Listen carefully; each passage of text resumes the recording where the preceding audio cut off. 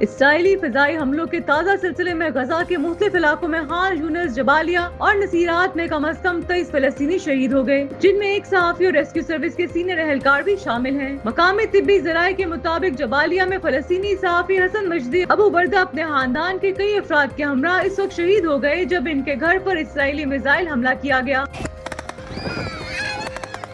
Where to run? Where's safe?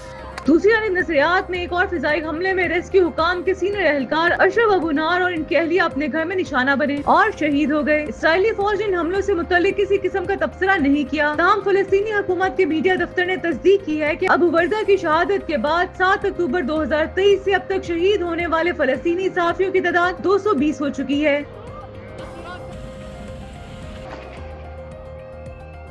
ایک اور بیان میں فلسطینی میڈیا نے بتایا کہ اسرائیلی افواج اس وقت غزہ کے 70% علاقے پر قابض ہیں، چاہے وہ زمینی قبضے کے ذریعے ہو، انہلاک کے احکامات یا شدید بمباری کے نتیجے میں لوگ اپنے گھروں سے محروم ہو چکے ہیں۔ دوسری جانب حماس اور اسلامی جہاد کے عسکری ونگز نے دعویٰ کیا ہے کہ انہوں نے غزہ کے مختلف علاقوں میں اسرائیلی افواج پر بمبوں اور اینٹی ٹینک راکٹوں سے جوابی کارروائیاں کی ہیں۔ اسرائیلی فوج کا کہنا ہے کہ جمعے کی رات انہوں نے غزہ میں 75 اہداف کو نشانہ بنایا، جن میں اسلحے کے گودام اور راکٹ لانچنگ پیڈز شامل تھے۔